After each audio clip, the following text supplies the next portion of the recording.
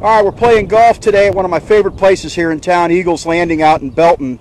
Love this golf course, a lot of challenges, a lot of bunkers. 66, I believe, is the number. And today, sharing the course with me are my cousins Anthony Manzella and Scott Walls. This is the first hole at Eagles Landing. It's one of my favorites. It's a really short par 4. Pretty easy, so it's easy to get off to a good start, unless, of course, you're like me and you hook it left and you end up in the National Guard Armory. Here's where my drive landed on the second hole. Par 4 dogleg right, back across the water. I'm about 165 yards out. For those of you who have played Eagles Landing before, hole number 2 used to be hole number 4.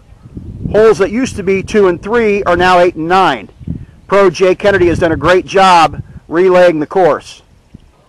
We're on the par 5 fifth hole here at Eagles Landing, and it's one of my favorites because it is a short par 5, 499 yards from the white tees, and what I really like about it, like a lot of holes here at Eagles Landing, is the wind usually in the summertime will be at your back, meaning short hitters like me can possibly reach this green in 2.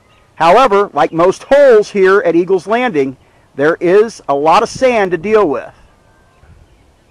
This is the 7th hole at Eagles Landing. Again, due to the change in configuration, this used to be the 9th hole. Par 5, 479 yards, dogleg left, tough hole. Have the tree line to the left that will cause you a huge problem if you hook your tee shot that way. This is the 9th hole here at Eagles Landing, the old number 2.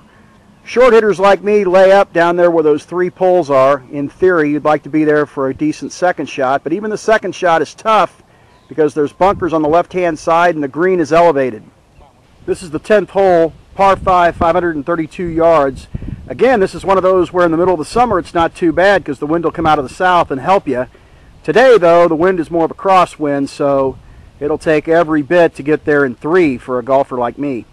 This is the par 4 12th hole. It's one of my favorites. It's a dogleg right to an elevated green and then a large sand trap to the left of the green.